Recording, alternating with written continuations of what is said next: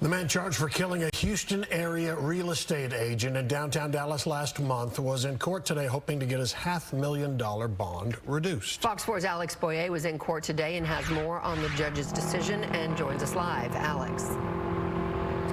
Hey guys, I sat in on that hearing and it lasted nearly 2 hours. You know, the defense was trying to get that $500,000 bond reduced, calling it excessive for a non-capital murder case. After hearing all of the evidence, the judge ultimately upheld it.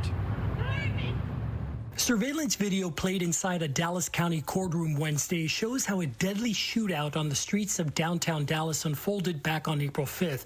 It was presented by the prosecution as part of a bond reduction hearing for murder suspect 34-year-old Kendrick Finch. He was the first one to step out with a gun. That's prosecutor Jason Hermes referring to Finch. In the video, you see 28-year-old Ashlee Long and her friend 36-year-old William Kistler walking on Main Street as a Mercedes drives by.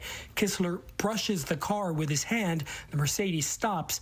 Almost immediately, Kistler can be seen trying to retrieve a handgun out of Long's purse when Finch steps out of the car with a gun in his hand. The lead homicide detective was the state's only witness. I can tell you Mr. Finch's gun was pointed in Mr. Kistler and Miss Long's direction, and she had started to fall prior to what appears to be Mr. Kistler directing his gun at Mr. Finch. So to go out on an assumption, I would assume that Mr. Finch fired first. The defense asked for the hearing trying to get Finch's $500,000 bond reduced. Josh Healy claims the video shows Finch fired in self-defense. He's fighting around trying to get that gun and finally gets it, goes like this towards my client. And when he takes those steps towards my client has every right under the law to defend himself. Long, a realtor visiting from southeast Texas, was shot twice and later died. Kistler was hit once and survived. In the video, you see him try to move her to the sidewalk. The prosecution argued Finch is a risk to the community and asked for the bond to be upheld. He fired that gun at least 8 times in a crowded residential commercial street with cars and people walking all around. The judge, having heard all the evidence, ultimately agreed. The writ is denied. The bond remains at $500,000. And I can tell you that families from both sides packed that courtroom today. They declined to speak to us after the hearing. Meanwhile, I can tell you that Finch remains here in the Dallas County Jail on that $500,000 bond. Back to you. All right, Alex Boyer, thank you. Hello, everybody. I'm Heather Hayes. And I'm Steve Eager. An overnight crash at an Oak Cliff roundabout. The vehicle goes airborne and crashes into a nearby home. Neighbors say this is not the first time someone has smashed right through that circle. Fox 4's David Santendry is in live with more. David. Yeah, Steve and Heather, neighbors say these crashes continue to happen and they continue to be captured by surveillance video. Right now, they want city officials to step in. Crazy video from Thursday night shows a car airborne after it drives through a roundabout on Tyler Street near Dallas's Bishop Arts neighborhood. Look again. The car flipped, slamming into a home, even catching fire. You're not going to end up in a house if you're just slowing down to figure out where you're going, you know. Sydney Richard and other neighbors say it's not the first time. The home on the left damaged from Thursday's crash. The home on the right damaged from a February crash. Here's video of that wreck. Here's another angle, the vehicle crashing through the home. I think it's people that are just being absolutely reckless that are ending up in those situations. Neighbors want city officials to intervene.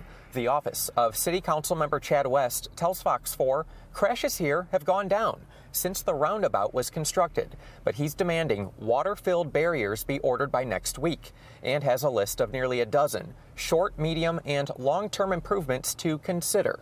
Additional signage, speed bumps, speed limit reduction, to name a few. There are people driving just completely reckless. Richard enjoys the walkability of her neighborhood. We want to be able to walk to these places without fear of getting hurt or our children getting hurt. And if these crashes were not enough to scare her, check this. While watching Thursday night's scene unfold, a vehicle drove off the road, nearly hitting her and another neighbor. It just kind of went by in a blur, but then when I watched the video, I was like, oh, that was really a close call. Regarding the driver who almost ran over those two neighbors, that video we just showed you, Dallas Police Department just emailed me saying that someone was charged for DWI regarding what we saw on that video.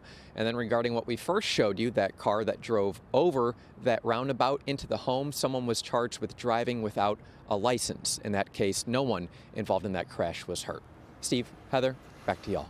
All right, crazy video. David, thank you. Former leader of Gateway Church in Southlake made his first appearance in an Oklahoma courtroom on child sex abuse charges. Robert Morris appeared at the Osage County Courthouse near Tulsa this morning. He was indicted in March on 5 counts of lewd or indecent acts with a child. The charges stem from incidents in the 80s. Fox 4's Casey Stiegel in studio tonight with more. Casey. Yeah, guys, good evening. Today's court appearance lasted only a few minutes. It is, though, the first time we have seen that disgraced pastor publicly since he resigned. It is also the first time both the accused and the accuser were under the same roof since these alleged crimes happened. Any comments, sir? Robert Preston Morris smiled and walked right past the press after exiting a small Oklahoma courtroom on Friday, the seconds before That's what we expected. Cindy Clemishire walked the same tight hallway. Clemishire says Robert Morris repeatedly sexually abused her in the 80s, starting when she was 12. My abuse started on Christmas night, December 25th, 1982, when I was 12 years old. That was the night he made the premeditated decision to violate and defile my innocence and purity. Less than 24 hours before Clemishire was nearly face-to-face with the person she says raped her, This man, trusted by so many as a preacher of God's word, took advantage of a vulnerable child. she was testifying before state senators in Austin, supportive of proposed legislation aimed at giving a voice to abuse survivors. As I began the lifelong journey of dealing with the aftermath of child sexual abuse, my life seemed to attract more shame, while Robert's attracted more fame. Morris did rise to prominence through the years, founding the Gateway Megachurch in Southlake, serving as senior pastor. He once even served as a spiritual advisor to President Trump, until it all came crashing down when the abuse allegations came to light last June. In March, a grand jury indicted him on 5 counts of lewd or indecency to a child. When Robert finished his first assault on me, the very first thing he said to me, and I quote, "You can never tell anyone because it will ruin everything." 2 bills up for discussion at a Texas Senate hearing on Thursday would in part ban the use of NDA or non-disclosure agreements in certain cases involving victims of abuse. Sunlight is the best disinfectant.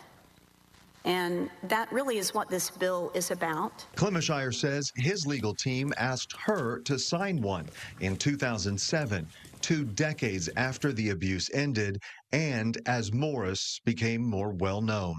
NDAs may be presented as legal formalities, but in cases like mine, they are tools that continue the abuse. They protect the abuser and keep victims in shame. She urged lawmakers to support the measures, saying if she had signed one, justice may not have caught up. All right, so Morris has pleaded not guilty to all of the charges against him. He is due back in court in September for his preliminary hearing, while this week no votes were taken on any NDA bills. Where that goes next, unclear, as the legislative session ends on June 2nd. There's a manhunt in North Texas tonight for a fugitive capital murder suspect. Authorities say Trevor McEwen cut off his ankle monitor early this morning before the first day of his trial. Fox 4's Stephen Dial just spoke to the Kaufman County Sheriff. Live now with more. Stephen. The sheriff is offering a $10,000 reward to anyone with the information that can lead to the arrest of McEwen. McEwen was out on bond after having already violated the terms of his bond agreement. This guy is very dangerous. I mean, look at what he's done in the past. Does he have anything to lose? At 5:35 Monday morning, Kaufman County Sheriff Brian Beaver says capital murder suspect Trevor McEwen cut his ankle monitor and went on the run. Monday was the day to start the trial, to pick the jury. McEwen was arrested in May of 2023 for the murder of Aaron Martinez. Investigators say Martinez was shot multiple times and McEwen admitted to killing him after a standoff with SWAT. McEwen had been under house arrest since last December with family in neighboring Van Zandt County. Deputies went to that home when the ankle monitor indicated that it had been tampered with. When they arrived, they found a fire on part of the property and discovered the damaged ankle monitor in the bedroom. I think he's been planning this from day one. He won't know the truth when he got out. I mean, he's got nothing to lose. So our step now is we're looking at every digital evidence that there is. Investigators say they immediately launched a search for McEwen. The sheriff said a dog tracked his scent back to the main road, Highway 80 in Grand Saline. I don't know who's helping him, but I will tell you this much. Anybody that's got information, as of right now, I'm putting up $10,000 from the sheriff's office, anybody to lead to his arrest. The sheriff says the justice system failed the victim's family. McEwen was released on a $2.2 million bond last September. He went back to jail after violating the terms of the bond, only to be released again in December when he posted another $2 million bond. It's a horrific crime. I mean, he's already proven to us that he'll violate conditions of bonds. But they still allowed him to have a bond, and, you know, law enforcement gets frustrated over stuff like this. According to the sheriff, he says that McEwen and his family members' cars were still at the home, so he didn't get away in his vehicle. I asked the sheriff if McEwen's family members were being cooperative. He said yes. And $10,000 is a lot of money. I'm sure somebody will speak up for that. Stephen, thank you. 4 police officers were injured while trying to arrest a robbery suspect. It happened in downtown Dallas. 2 Dallas police officers and 2 DART officers were injured. Happened Friday night near the West End DART station. 5 people, all 19 years old or younger, ended up arrested. One of them charged with punching a police officer in the face. Fox 4's Peyton Yeager joins us live to explain what happened. Peyton. Heather, and the latest this evening, DART tells us the 2 DART officers were treated and released. 2 Dallas police officers also injured. 1 was taken to the hospital. It all started Friday evening when an officer noticed a robbery suspect in that group. Surveillance video shows what appears to be 19-year-old Kendrick Braxton casually walking, holding a backpack, just moments after investigators say he robbed an East Dallas convenience store. Seconds later, a man exits a truck, unaware of what just took place. According to Dallas police, on April 28th at 1 p.m., Braxton held someone at gunpoint at Corner Store at the intersection of Live Oak Street and Liberty Street. The victim handed over $400 in cash. Braxton left on foot. Surveillance stills were captured and sent out to Dallas patrol officers. 4 days later, last Friday evening, an officer recognized Braxton and 4 other young men near the West End DART platform. Police say it appeared a drug deal was happening. Once the 5 suspects, all 19 years old and younger, noticed police, they took off. Braxton was tackled to the ground. A reported stolen pistol, masks, gloves, and cash were found inside his backpack. Meanwhile, 18-year-old Joseph Session was able to jump over a wall while running from officers. Police say during the foot chase, Session punched a DART police sergeant in the face. Session was quickly placed in handcuffs. A BB gun was found in his pants. According to DART, a second DART officer was also injured. Dallas police tell Fox 4 their officers responded to the assist officers call. During the takedown, 2 Dallas police officers were also injured. One was taken to a nearby hospital. Another DPD officer had minor injuries. All 5 suspects were eventually taken into custody. This includes Braxton, Session, plus 17-year-old Marteus Robinson, 17-year-old Arthur Alexander, and 17-year-old Jalen Mathis. And Heather, back to the East Dallas robbery. We visited the corner store today, and the victim told me off camera the suspect came in on Sunday, the day before the robbery. Thankfully, that victim was not injured during the robbery. Meanwhile, Braxton and Session, both of those teens remain in the Dallas County Jail this evening. Heather? All right, Peyton Yeager live for us tonight. Thank you. Let's get you to Denton now, where police say they have captured a serial arsonist. Following months of investigation, 36-year-old John Howard Orr is charged with at least 4 counts of arson, including 2 first-degree felonies. Cops say Orr's crime streak began back in December when he deliberately set multiple places on fire, including a home which killed 2 elderly victims. A daycare was also torched. Fox 4's Peyton Yeager spoke with the owner of that business. She's live tonight with that update. Hi, Peyton. Hi, Casey. And the owners of the daycare, they were shocked to learn the suspect in their case was charged for other fires in Denton. It brought them back to that January evening when they got the notification their fire alarm at the daycare was going off.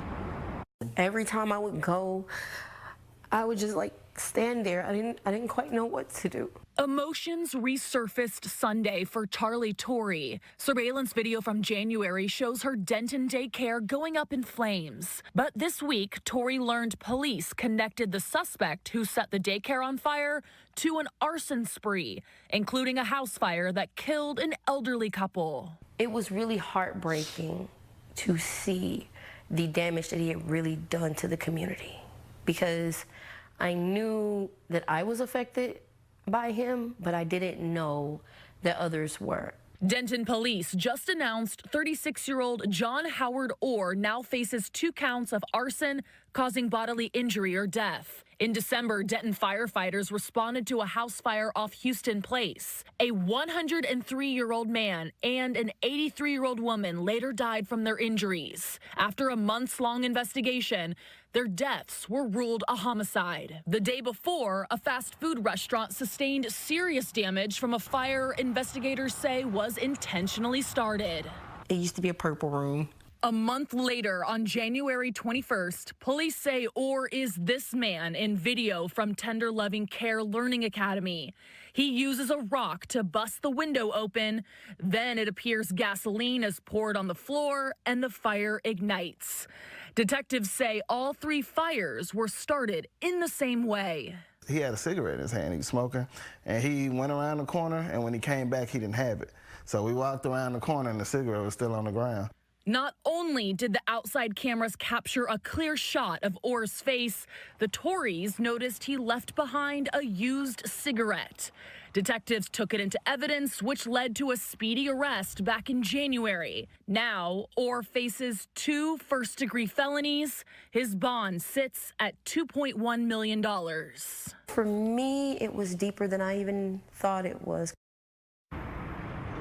Back in January, Torrey's daycare, Tender Loving Care, was only shut down for a few days while they fixed the damage. And Denton police told the couple that their clear surveillance video and that DNA evidence from the cigarette helped put all of the pieces together for this investigation, including adding those additional charges.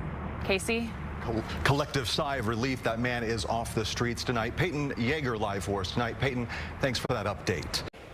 Police are looking for a man who grabbed a TCU student and tried to sexually assault her near campus. The university released a surveillance photo of that attacker.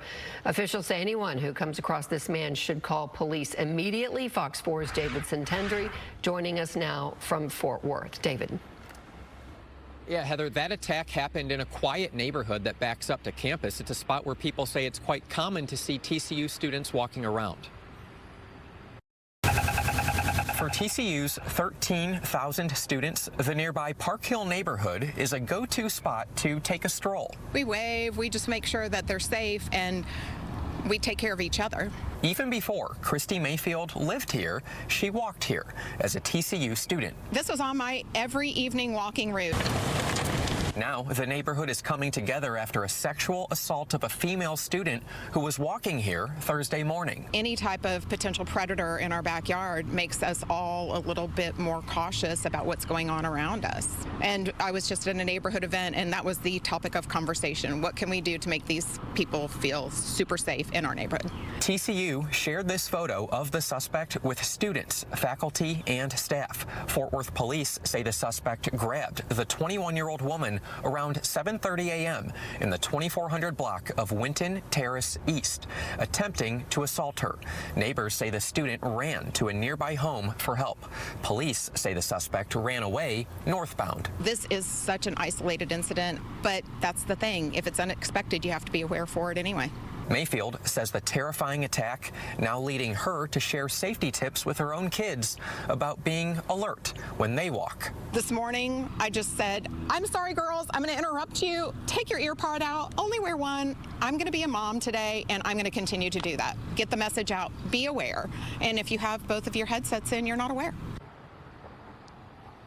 TCU sent us a statement saying it's saddened by this attempted sexual assault, but it is grateful for Fort Worth Police Department saying that they took quick action. Of course, if anyone has information about that person we showed in that photo, you can give Fort Worth PD a call.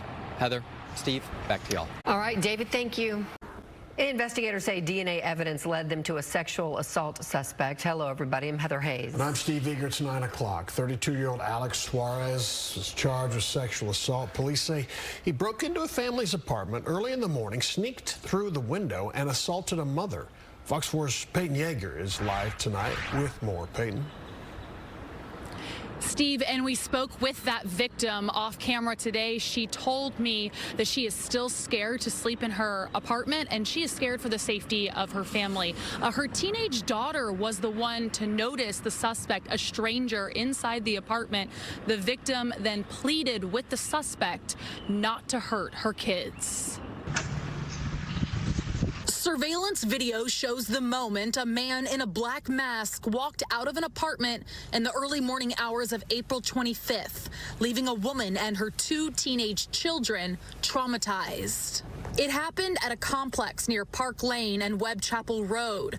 Dallas police say 32-year-old Alex Suarez snuck into the victim's apartment through an open window around 6:30 a.m. According to an arrest affidavit, after the victim's daughter alerted her there was an intruder, the victim saw the unknown suspect crouched down in the kitchen area.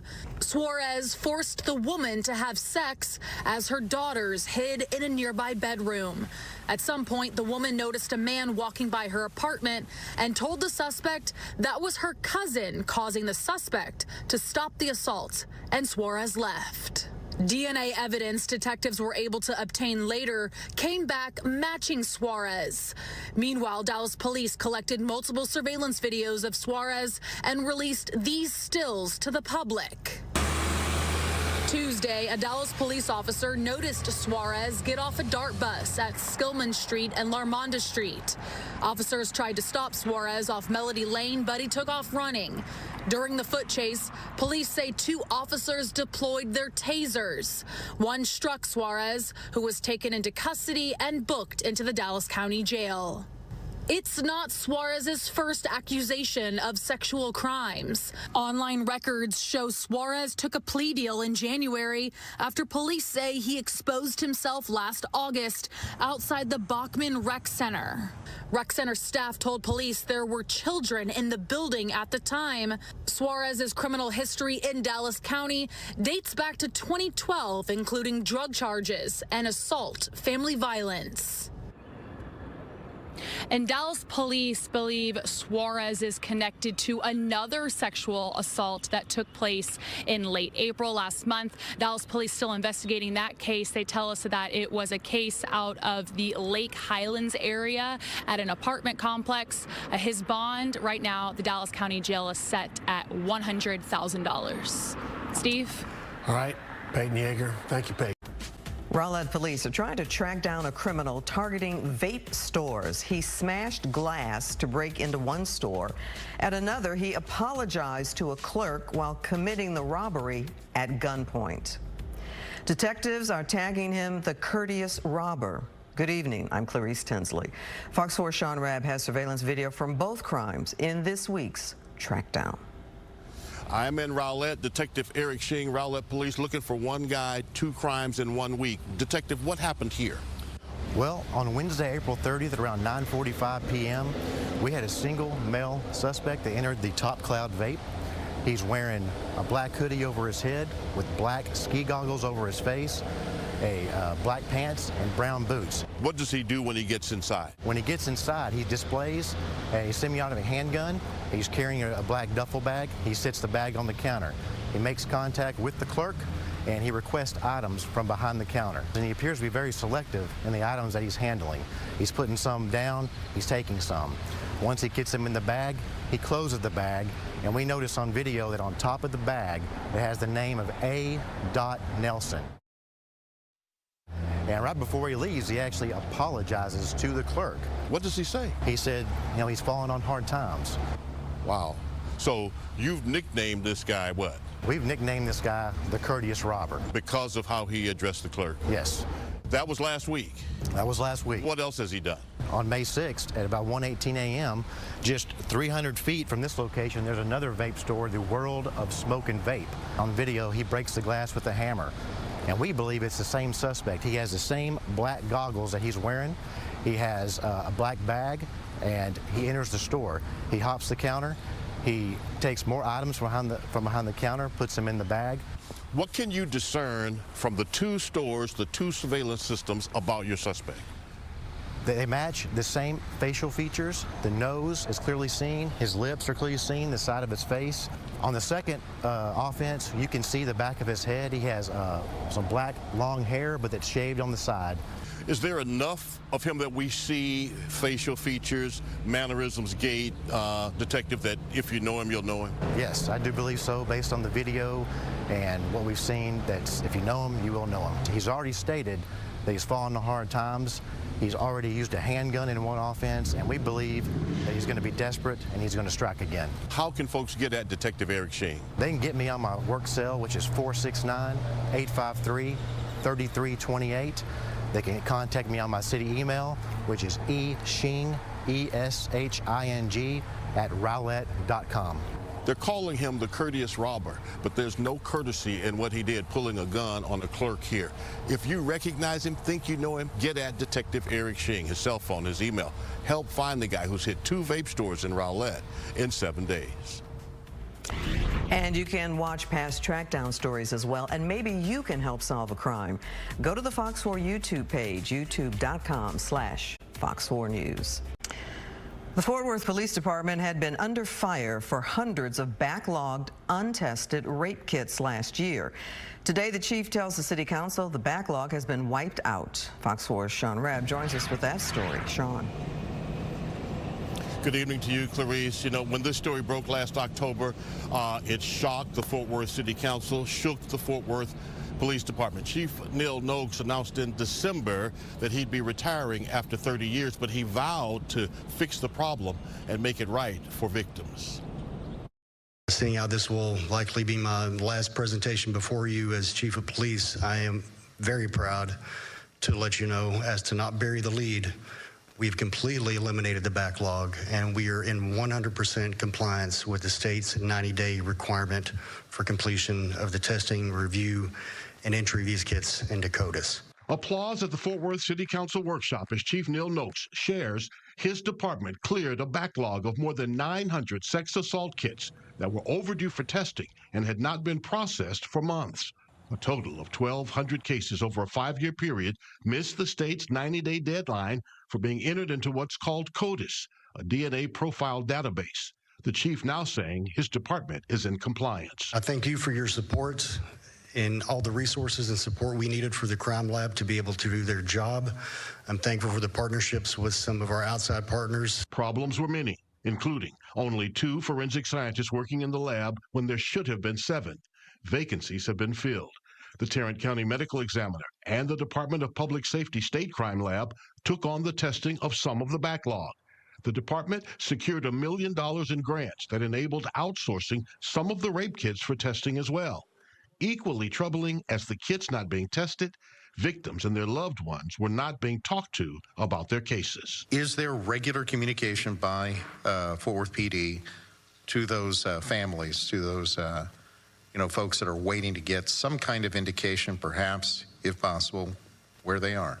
Absolutely. The unfortunate thing is oftentimes there's not much new information to give, but we have directed the detectives and we have added an additional detective to that unit to to make sure they're communicating with the family members who are reaching out for information. While council was glad to receive this news, Mayor Maddie Parker called it a lesson for other crime labs battling backlogs.